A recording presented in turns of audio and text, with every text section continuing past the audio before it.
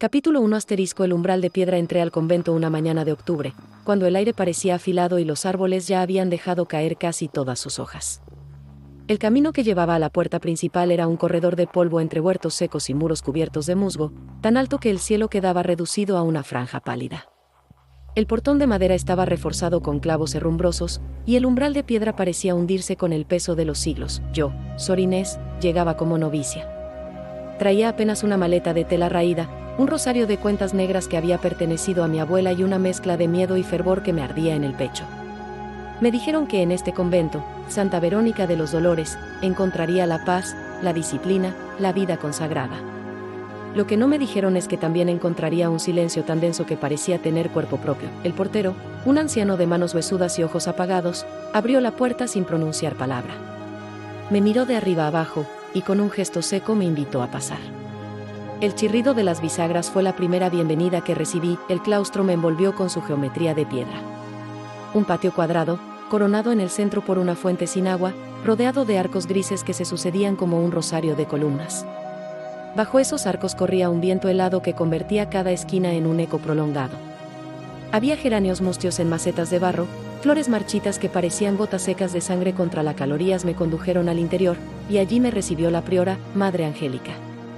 Era una mujer alta, de rostro severo, cubierto por un velo negro que solo dejaba ver sus ojos, oscuros y brillantes como carbones encendidos. No sonrió al verme. Se limitó a inclinar la cabeza y a poner en mis manos una llave de hierro negro. «Este será tu nombre ahora», dijo, entregándome un pergamino con mi nuevo título, Sor Inés, y esta, la llave que abre tu celda y el locutorio. No olvides jamás lo que hoy te diré. Aquí hay 3 reglas que no están escritas en la regla de la orden, pero que son las más importantes. No mires por las cerraduras. No respondas a los toques fuera de hora. No preguntes por la priorisa antigua. Su voz fue como un golpe seco. Yo asentí con humildad, aunque las palabras me dejaron un eco inquietante. ¿Qué cerraduras? ¿Qué toques?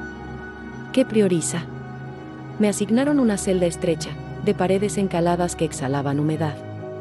La cama era una tabla cubierta con un colchón delgado, relleno de paja. Sobre la mesa había una vela corta, un crucifijo pequeño y un jarro de agua turbia. El aire olía a cera vieja y a madera podrida.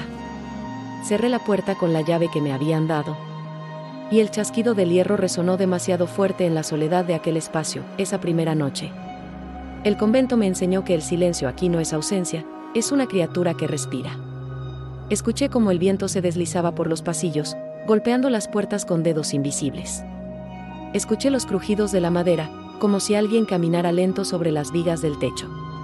Escuché también un murmullo bajo, un canto lejano que no provenía de garganta alguna, sino del propio muro. Me arrodillé a rezar, pero las palabras del Ave María se me pegaron en la lengua. Sentí que mis labios repetían la oración, pero mi mente escuchaba otra cosa, un compás oculto. Como si un corazón gigantesco latiera bajo las piedras del convento. A la mañana siguiente, conocí a las otras hermanas. Todas vestían el mismo hábito oscuro, todas caminaban con pasos contenidos, todas evitaban mirarse demasiado. La única que me sonrió fue Sor Beatriz, la enfermera, una mujer de mediana edad con manos suaves y ojos cansados. Me ofreció un trozo de pan después del desayuno y murmuró: «Aquí aprenderás rápido, si sabes guardar silencio». No quise preguntar qué quería decir. Aprendí que aquí, cada respuesta se paga cara. En el refectorio, mientras comíamos en silencio, mis ojos se detuvieron en un cuadro ennegrecido que colgaba sobre la mesa principal. Representaba a una priora con hábito negro, las manos juntas en oración. Pero el rostro estaba borrado. No era un descuido del artista, sino un vacío deliberado. La pintura mostraba un óvalo oscuro donde debería haber facciones. Me quedé mirando demasiado tiempo. Madre Angélica se levantó y me tocó el hombro. «No se contempla lo que la casa ha decidido ocultar», dijo en voz baja, con una dureza que helaba. «Hay nombres que se dejan morir para que la casa siga viviendo». Sentí vergüenza y miedo. Bajé la mirada al plato de sopa rala, pero el vacío del cuadro me siguió como un ojo invisible. Al anochecer, salí al claustro. La fuente del centro estaba seca, cubierta de polvo y hojas muertas. Me acerqué y apoyé la mano en el mármol. Estaba frío, pero bajo la superficie juraría haber sentido un pulso, como si el agua aún latiera en lo profundo, esperando. El viento sopló, y por un instante creí escuchar un suspiro que provenía del pozo vacío. Esa noche, cuando regresé a mi celda, me acosté con la llave apretada en la mano. Cerré los ojos, pero no dormí. El silencio se volvió más pesado, más espeso. Y entonces lo escuché, 5 toques secos, metálicos, que no provenían de ninguna campana del convento. Me quedé rígida, conteniendo el aliento. Recordé la advertencia: no respondas a los toques fuera de hora. Bajo la rendija de la puerta, vi una sombra detenerse. No se movía, no respiraba. Era la silueta de alguien de pie, esperando. Me tapé la cara con la manta, temblando. Cuando al fin reuní valor para mirar, ya no había nada. Solo un hilo de cera negra que había aparecido bajo la puerta, brillando débilmente en la oscuridad. Capítulo 2. La regla del 5º toque. Las campanas eran el reloj del convento. Su sonido no solo marcaba las horas de oración, también imponía el pulso mismo de nuestra obediencia. Prima, tercia, sexta, nona, vísperas, completas. Cada tañido era como una costura invisible que nos ataba al silencio. El portero, un hombre casi tan viejo como las piedras del claustro, era quien se encargaba de tocarlas.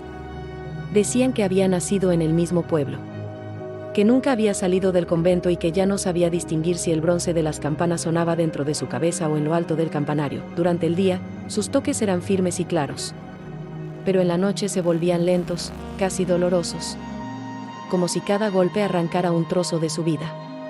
Yo lo observaba desde lejos, desde el patio, y me parecía que cada campanada hacía vibrar no solo el aire, sino también las paredes, los muros, los cimientos mismos de la casa. Fue Sor Beatriz quien me habló del 5º toque. Ocurrió a los pocos días de mi llegada. Estábamos en el huerto, recogiendo hierbas para la cocina. El sol se ocultaba y la sombra de los muros se extendía sobre nosotras como un manto espeso. Ella me pasó un manojo de hojas secas y me dijo en voz baja: escucha con atención. Sor Inés, hay algo que debes saber antes de que sea demasiado tarde. Me incliné hacia ella, intentando disimular la curiosidad. ¿Qué cosa? Después de completas, a veces suenan 5 toques más. No son campanadas. Son otra cosa. Si los escuchas, no te levantes. No abras la puerta. Y sobre todo, no respires hondo. La miré confundida. ¿Por qué no? Sus ojos se oscurecieron, y con un hilo de voz apenas audible murmuró: porque lo que llama no respira. Me reí nerviosa, pensando que era una broma, un cuento para asustar a las novicias. Pero el gesto de Sor Beatriz era demasiado serio. Tenía las manos temblorosas, como si recordar esa regla la debilitara. Esa noche, después de completas, me acosté repitiéndome que todo era superstición.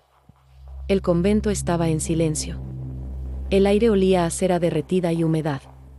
El viento golpeaba las rendijas de mi celda como dedos delgados. Cerré los ojos. Conté las campanadas.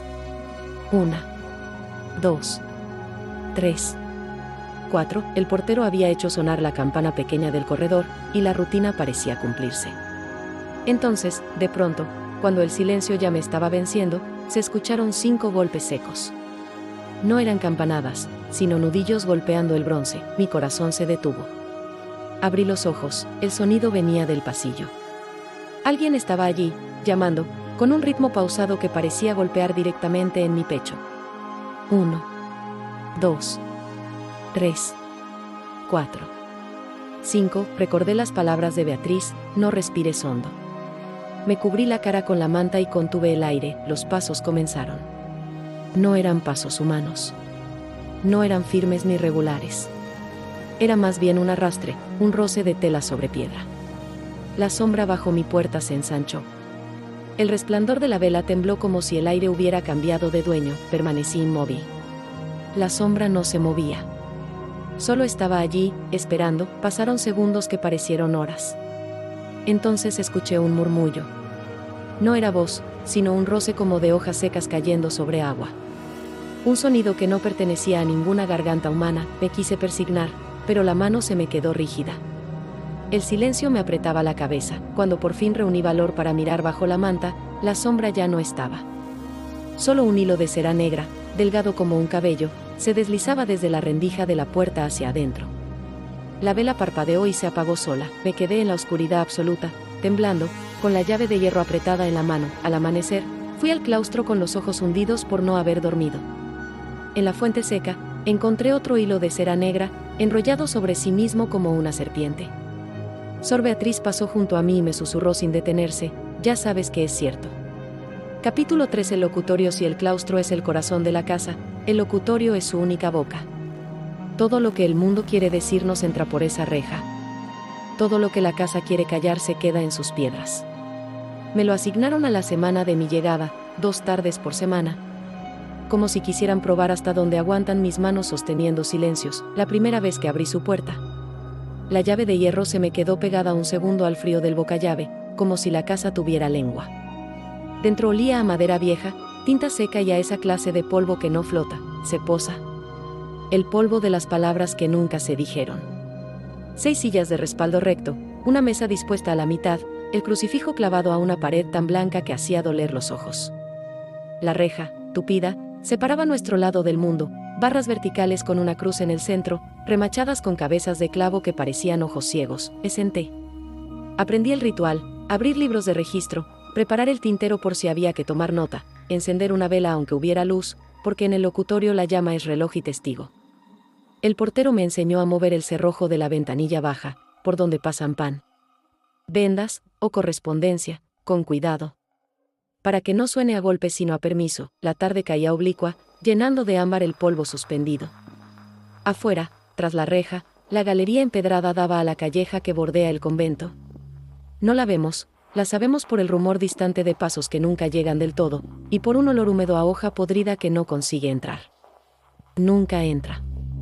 El locutorio es un umbral apretado. La primera en llegar fue una mujer con un velo claro y manos que no sabían estarse quietas.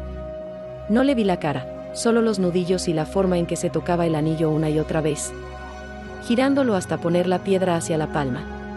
Como quien voltea un ojo para que no mire. Paz y bien, dije, la voz metida en la fórmula. ¿A quién busca? A la priora, dijo. Su tono no pidió, pesó, le pedí espera, llevé un golpe suave a la campanilla del interior, 3 toques de hermana, no de portero. Madre Angélica apareció sin ruido, como si hubiese estado detrás de mí todo el tiempo, con las manos vendadas bajo las mangas.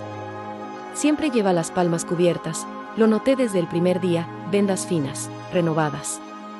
A veces blancas, a veces con una sombra amarilla de ungüento. Hija, me dijo, ve anotando, volví a sentarme. La mujer no miró a la priora.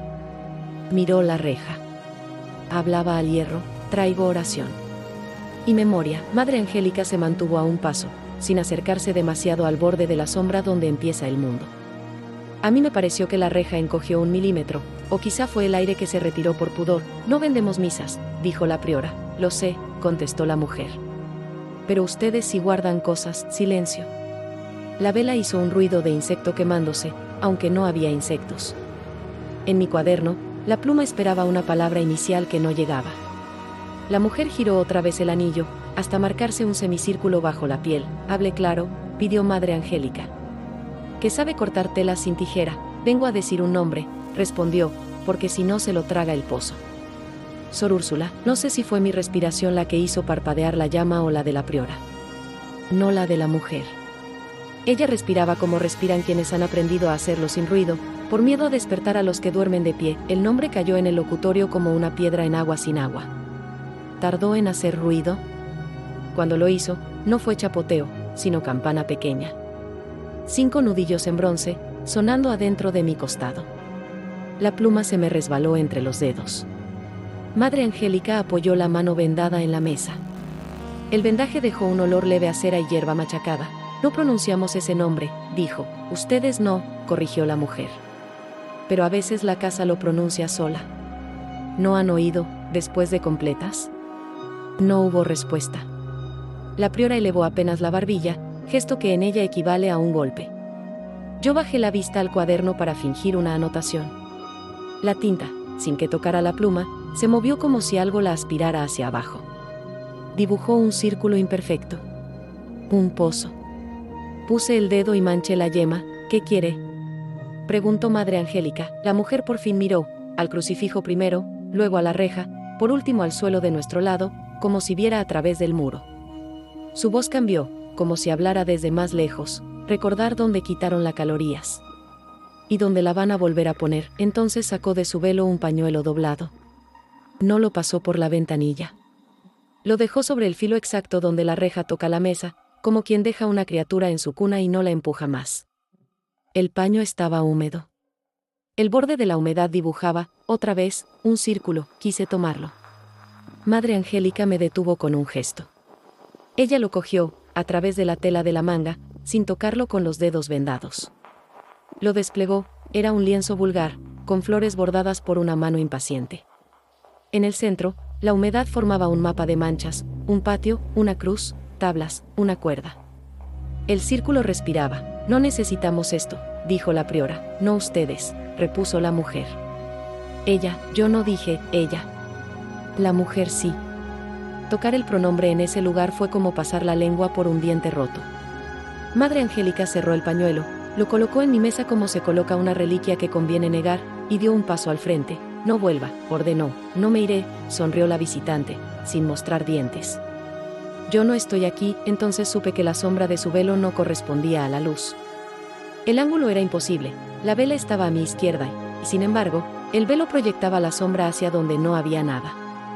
Como cuando sueñas que caminas y es la casa la que avanza, no tú, la priora hizo la señal, 2 dedos, apenas, que significa cerrar. El portero, que aparece donde no hay puerta, jaló el cerrojo mayor del locutorio. El hierro dijo una frase de una sola palabra, registra. Sor Inés, mandó la priora, sin mirarme, escribí, mujer sin nombre, trae paño húmedo, menciona, Sor Úrsula, se le deniega audiencia. Quise agregar algo de lo que de verdad había ocurrido, la humedad en forma de pozo. La sombra que no obedecía a la vela, pero la pluma se me quedó inútil como una aguja en piedra. Cuando salimos, Madre Angélica no llevaba el paño en la mano. Pensé que lo había dejado olvidado. Luego supe que en el locutorio las cosas no se olvidan, se eligen por quién permanecer. Volvimos al claustro. El patio estaba ya en sombra. La fuente seca parecía más honda. Sor Beatriz venía corriendo, cosa rara en ella, que nunca apura el paso porque el miedo es torpe y hace ruido. ¿La oíste?, me dijo sin saludar. ¿A quién? No contestó con nombre. Los 5, dijo. Han sonado en la cocina, en las celdas, en el refectorio. En sitios distintos. Como si hubiese inventario de puertas. No fue campana, me oí decir. Fue mano. Beatriz me miró hondo, como quien decide en un segundo si te entrega su carga o te la deja pasar de largo. La entregó. Entonces ya estás dentro, murmuró. Madre Angélica nos alcanzó. A Sor Beatriz le bastó verla para taparse la boca con el puño. La priora parecía más alta, no por estatura sino por peso de decisión. Acompáñenme, dijo, nos llevó al refectorio. El cuadro ennegrecido de la priora antigua, esa mancha con hábito y sin cara, parecía más grande. Sobre la mesa principal alguien había dejado algo, 3 velas negras, cortas, apagadas. No son nuestras. Aquí la cera es blanca o roja, según el sacramento. La negra no es de esta casa. Portero, llamó la priora. El viejo llegó con un cubo de agua y sal. Puso las velas dentro sin tocarlas, como si les cocieran. El agua, sobre las mechas, hizo un sonido de boca cerrándose. ¿Quién las trajo?, preguntó. Nadie respondió. Éramos 3 y un cuadro. Asterisco. La priora tocó marco y lienzo con la yema vendada. El gesto era de quien pulsa un nervio. Casi imperceptible, la tela se hinchó y deshinchó como si respirara. ¿No era ilusión? Lo sé porque el clavo superior crujió. Basta, dijo, más a la casa que a nosotras. Ya te vimos. Me tembló el estómago, no por hambre. Sor Beatriz empezó a rezar por lo bajo en latín. No el rezo de costumbre, sino otro que tiene más consonantes, de esos que uno aprende en urgencias y olvida cuando pasa el peligro. Yo apenas podía armar un ave. Hija, me habló la priora sin mirarme, trae el pañuelo. ¿Cuál? Supe que sabía que me había fijado. Volví al locutorio como se vuelve a la escena de un crimen que no recuerdas haber cometido pero cuyas huellas te calzan. La estancia estaba igual excepto por una cosa, la vela que yo había soplado, ardía otra vez y la cera había caído en el mismo patrón circular del paño. El pañuelo, en la mesa, goteaba. No agua. Un hilo de humedad que no dejaba charco, que se metía entre las vetas de la madera. Asterisco. Lo levanté con la manga. Pesaba más que un paño mojado. Un peso obstinado, como quien no quiere ser alzado de su sitio. Cuando apoyé el pie para impulsarme, sentí bajo las tablas el tono del claustro, ese latido sordo que a veces escucho por la noche. Ideas groseras cruzaron por mi cabeza, cosas que no se dicen en convento, que las casas también son animales. que respiran por sitios que creemos ciegos, que las paredes tienen hambre y devoran nombres por debajo. Regresé al refectorio. Puse el paño en la mesa. Madre Angélica no lo tocó. Señaló el lienzo ennegrecido. Léelo, ordenó. No supe cómo obedecer una orden así. Leer una superficie donde no hay letras. Me acerqué. El cuadro, de cerca, no mostraba brochazos. Mostraba capas, negro, cal, humo, negro, calorías. Bajo el óvalo vacío, donde debería haber rostro, una grieta de la imprimación dibujaba una especie de sonrisa o herida. No pude evitar pensar en labios que se han quedado secos de rezar. Es un retrato de Priora, dije, por decir algo. No es retrato, corrigió Angélica. Es registro. ¿De quién? De quién nos mira. Sentí que algo en mi nuca se abría como un párpado. Sor Beatriz tiró de mí suavemente por la manga. Sor Inés, susurró. No digas nombres con la boca contra la pared. La priora tomó el paño por fin. Lo sostuvo alto, dejó que la humedad cayera una gota sobre la mesa. La gota hizo ruido de metal leve. Donde tocó, la madera se oscureció con forma perfecta de círculo. Alrededor de ese círculo había, en el borde, 5 pequeñas muescas como uñas. Esto no lo trajo esa mujer, declaró. Lo trajo la casa. Quise preguntar, ¿por qué ahora? Pero el interrogante se me partió en los dientes. A cambio, se me ocurrió otro. ¿Qué hago si vuelve? ¿Quién? La priora nunca permite pronombres vacíos. La que da los 5 toques. Forzó una media sonrisa que no llegó a los ojos. Obedientes respiramos poco, dijo. Y no abrimos. Nos dispersó con la mano. El portero, que había estado mudo, se acercó a mí cuando la priora y Sor Beatriz salieron. Me habló con la voz gastada de las campanas. Hija, cuando oigas 5, cuenta 4. No hay quinto para nosotras. Pero suena. Lo que suena no siempre está del mismo lado del metal. Me mostró, con cuidado, la palma de su mano derecha. Bajo la piel de cuero había 5 cicatrices finas, paralelas, como hechas por un clavo bien educado. La campana. Empecé. El bronce recuerda lo que le piden, dijo. Y lo da aunque no lo quieran. Por eso no la toco de noche. Por eso, cuando suena, alguien más está tocando por mí. Apagué la vela con los dedos, como nos han enseñado para no soplar y evitar que la casa aprenda nuestra respiración. El humo subió en una hebra recta, sin serpiente. Al salir al claustro, la tarde había terminado sin haber pasado por la hora dorada. Directo a gris. La fuente, que no tiene agua, olía a mojado. Esa noche me tocaba vigilia corta. Después de completas me quedé un momento en el banco del pasillo, a media sombra, con el rosario. Conté cuentas, no horas.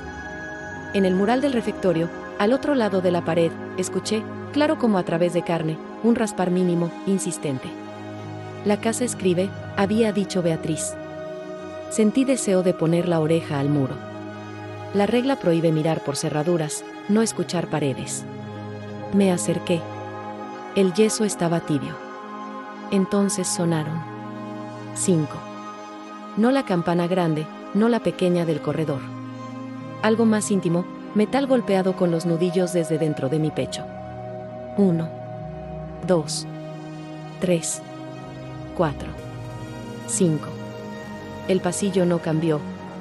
Pero la sombra bajo cada puerta asumió una postura distinta, no horizontal, no vertical. Atenta. Yo apreté el rosario hasta dejar marcas de cruz en mis dedos. No respires hondo, me dije.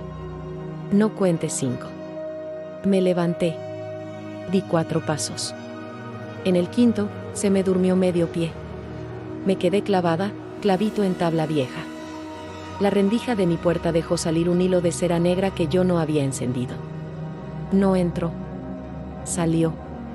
Cayó al suelo y, antes de tocar piedra, se curvó y volvió hacia adentro, como si la casa no quisiera perder ni eso. Me refugié en la capilla. El sagrario tiene un zumbido bueno, como de enjambre que sabe su reina. Allí el miedo se ordena.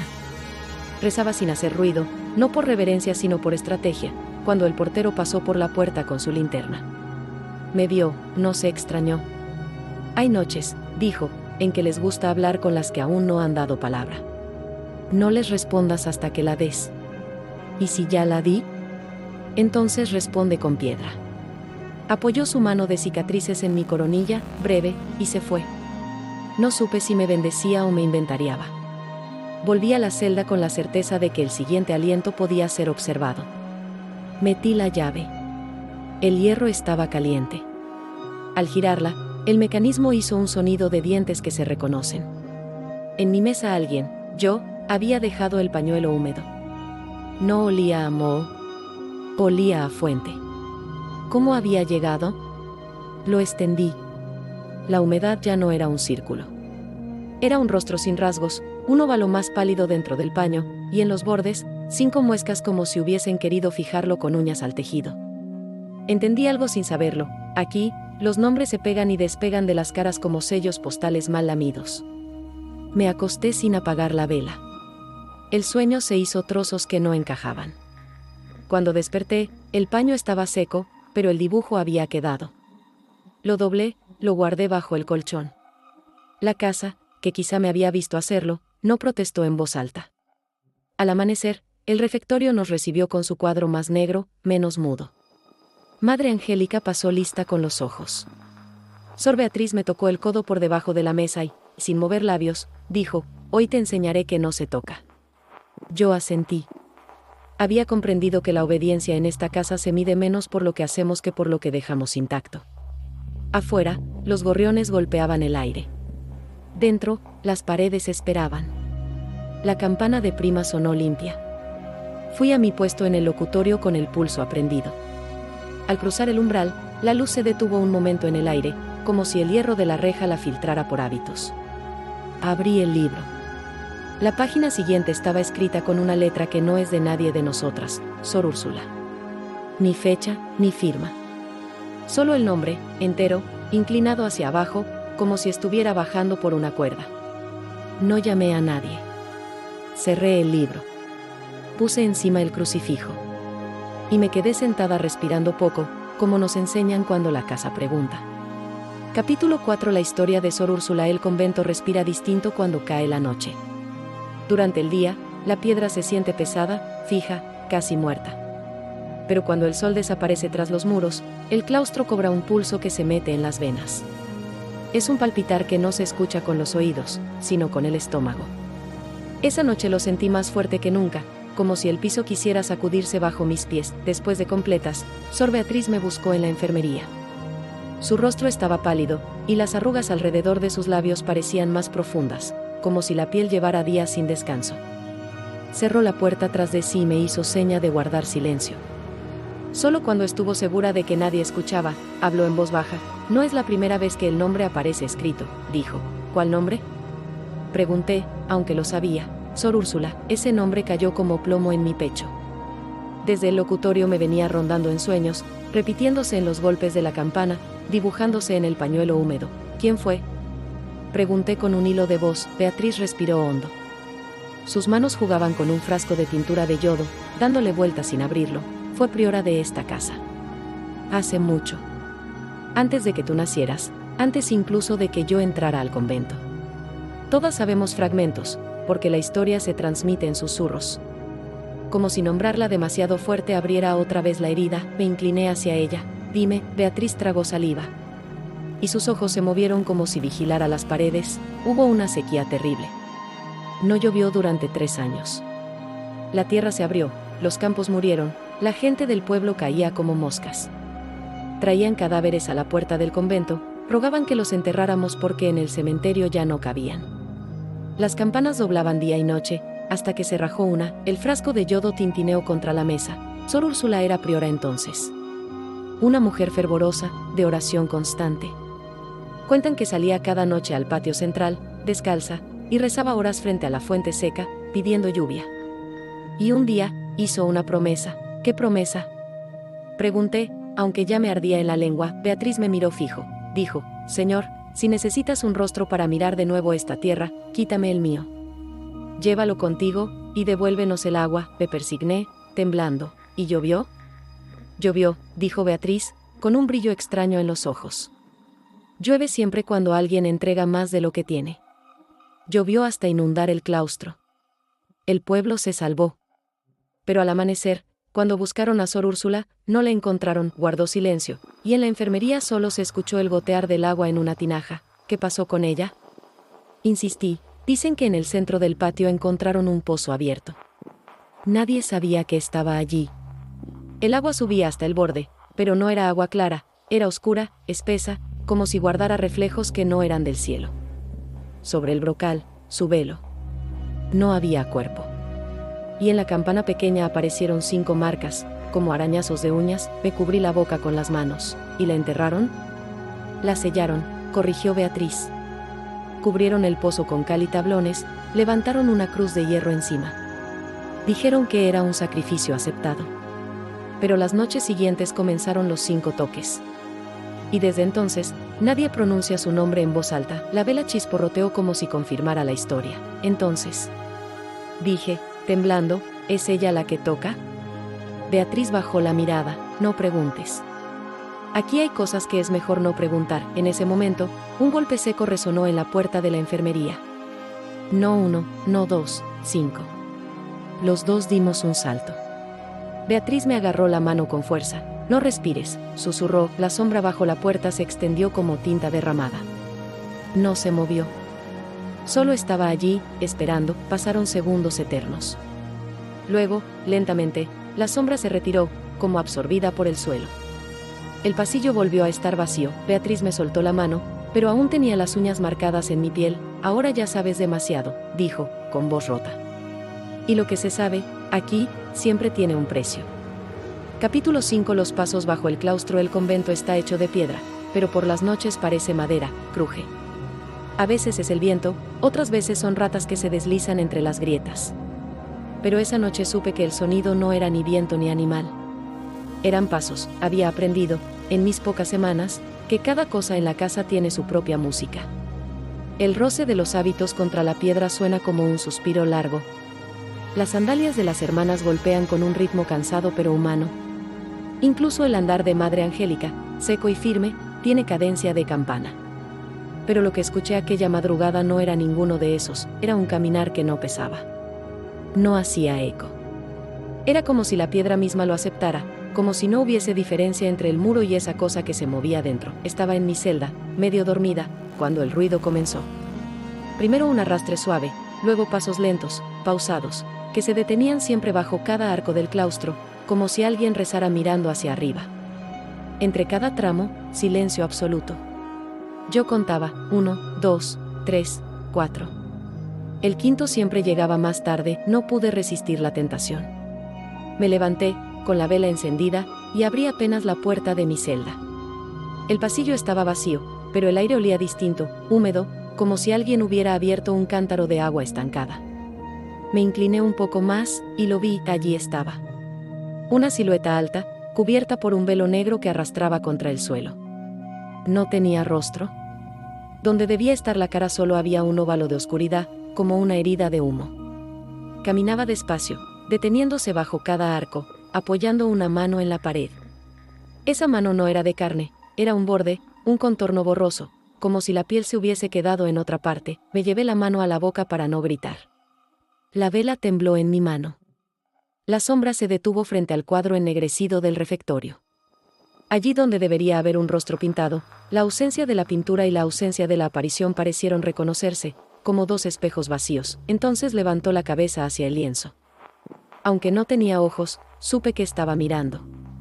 Y cuando lo hizo, sentí un dolor agudo en mis mejillas, como si alguien intentara despegar mi rostro de mi propio cráneo. Retrocedí, cerré la puerta de golpe y caí de rodillas, rezando. Las palabras se mezclaban: Ave María, misericordia, memoria, líbranos, líbranos. Pero dentro de mí había otra voz, una voz que no pronunciaba con la boca, sino con los huesos. Esa voz repetía un nombre: Úrsula. Los pasos continuaron. 1, 2, 3, 4. Y el quinto fue justo bajo mi puerta. La vela se apagó sola. Esperé. La sombra no se movía. Sentía su presencia allí, como un peso invisible en el aire.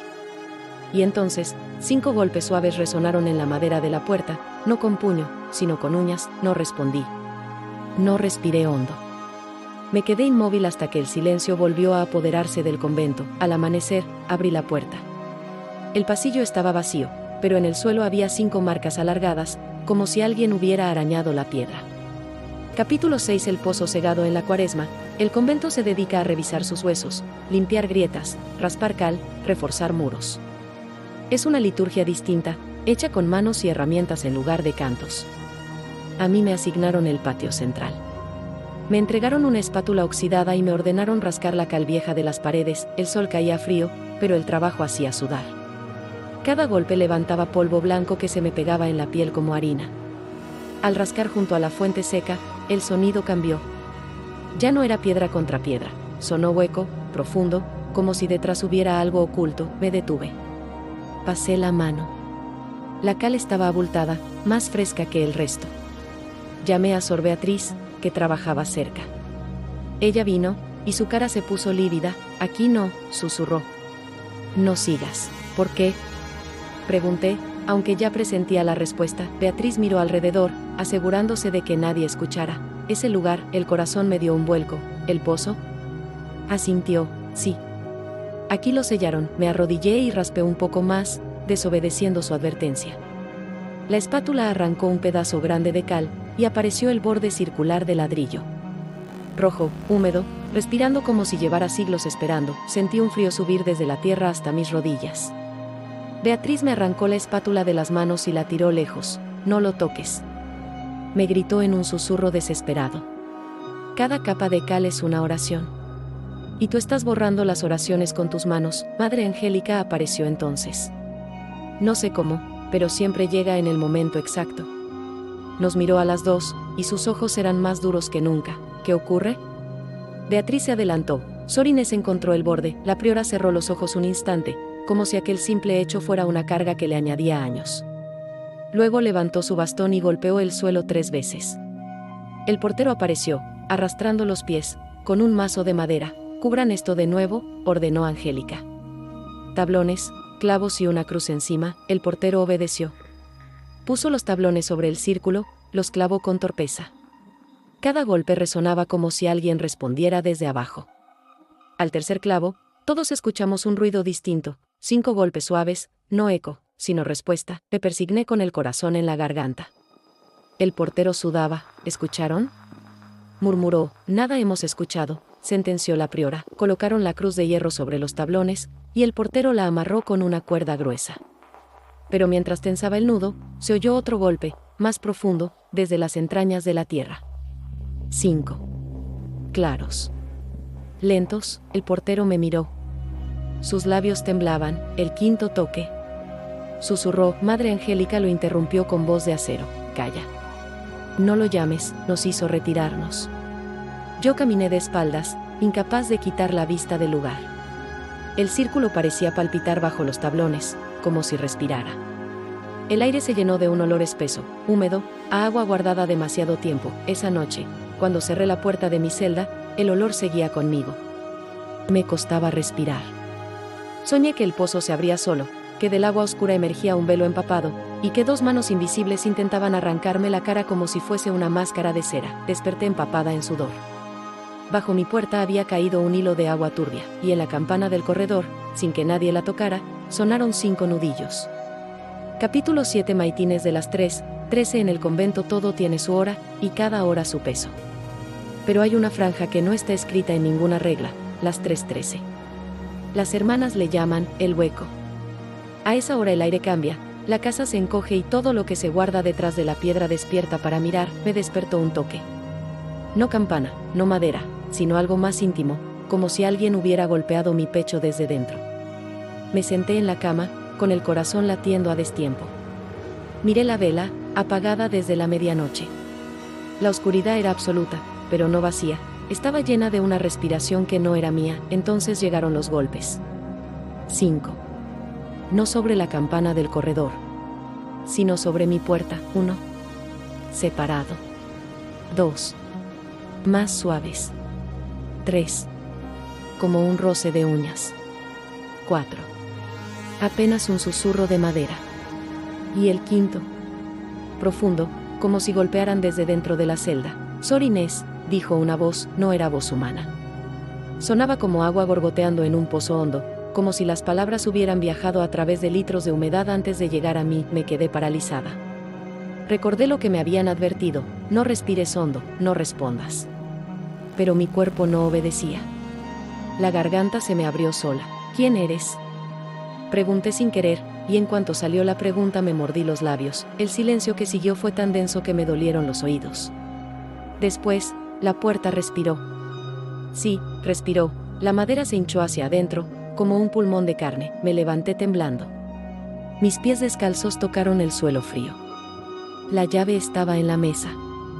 La tomé sin pensar, la acerqué a la cerradura. El hierro ardía, como si hubiese sido forjado hacía un instante. «Ábreme», susurró la voz, el corazón me golpeaba las costillas. Yo sabía lo que había detrás, el vacío con velo, el rostro arrancado. Y aún así, mi mano giró la llave. En ese instante, un haz de luz atravesó la rendija. La puerta se abrió apenas, y vi la silueta, alta, cubierta por un hábito empapado que chorreaba agua oscura. Donde debía estar el rostro, había una hendidura blanca, como cal viva. Caí de rodillas, rezando entre dientes. La figura no entró.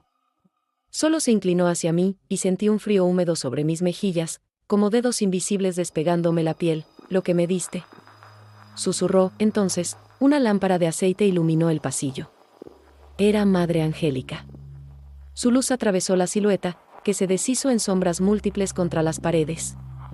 La priora puso la mano vendada sobre la puerta y la cerró de golpe. «No vuelvas», le gritó al vacío. «Ya se te entregó lo que pediste». El silencio volvió de golpe. El aire se secó. La vela de mi mesa se encendió sola, con llama azul. La priora me miró. Sus ojos eran negros, pero en ellos brillaba un miedo antiguo. «Nunca vuelvas a pronunciar su nombre», me dijo con voz quebrada. «Esa puerta no se cierra desde dentro», y se marchó, dejándome en mi celda. Con la llave aún ardiendo en la mano, no dormí más. Y cuando amaneció, vi que en la madera de la puerta había quedado marcada una mano sin dedos. Solo un contorno, como si la madera hubiera sido tocada por agua hirviendo. Capítulo 7. Maitines de las 3:13. Final. En el convento todo tiene su hora. La oración, el trabajo, el silencio. Pero hay una hora que no aparece en la regla, una que las hermanas nunca nombran, las 3:13. Ellas lo llaman, en susurros, el hueco. Es el momento en que la casa se abre como una herida y lo que duerme bajo la piedra despierta. Aquella madrugada me despertó un golpe dentro del pecho, como si alguien hubiera tocado mi corazón con los nudillos. Me senté en la cama, sudando frío. El silencio era tan espeso que podía morderlo, y entonces comenzaron los 5 golpes. No en la campana, no en el claustro. Directo en mi puerta. El primero, seco, firme. El segundo, más suave, como un aviso. El tercero, un roce de uñas. El cuarto, apenas un suspiro de madera. El quinto, profundo, como si la celda respirara desde dentro. «Sor Inés», susurró la voz, no era humana. Era un murmullo de agua en un pozo hondo, un sonido que no viajaba por aire, sino por humedad. Me levanté, temblando. Mis pies descalzos tocaron la piedra helada. La llave negra estaba en mi mesa. Cuando la tomé, sentí que ardía como hierro recién forjado. «Ábreme», pidió. La madera de la puerta se hinchó hacia adentro, como un pecho que respira.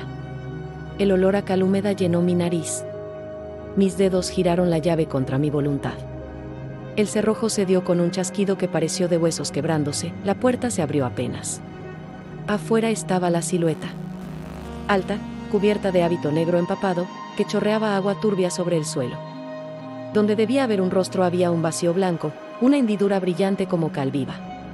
Me incliné hacia atrás, rezando entre dientes, pero la voz me atravesó. «Lo que me diste, me pertenece». Sentí un frío húmedo sobre mis mejillas. 2 manos invisibles tiraban de mi cara como si fuera cera blanda. Mis labios, mis párpados, todo se aflojaba. Estaba perdiendo el rostro. Quise gritar, pero no salió sonido. En ese instante, una lámpara de aceite iluminó el pasillo. Madre Angélica apareció, envuelta en sombras. Levantó la luz contra la aparición, y la silueta se quebró en fragmentos de sombra, que se pegaron a los muros como manchas de humo. «No vuelvas», gritó la priora. «Ya se te entregó lo que pediste». La sombra retrocedió, pero no se desvaneció del todo. Se pegó al suelo, reptando hacia el patio. La lámpara titiló, casi apagándose. La priora me tomó de los hombros. «Nunca más pronuncies su nombre», me dijo. «Esa puerta no se cierra desde dentro», me empujó dentro de mi celda y cerró de golpe. Escuché cómo echaba el cerrojo desde fuera. Cuando el silencio regresó, me atreví a mirar el espejo de cobre que colgaba sobre mi mesa. Y lo vi, mi rostro estaba incompleto. Mis mejillas, pálidas como cal, parecían haber sido despegadas. Mis ojos eran míos, pero detrás de ellos había otra mirada, una sombra esperando. Me arrodillé, rezando, con lágrimas en los labios.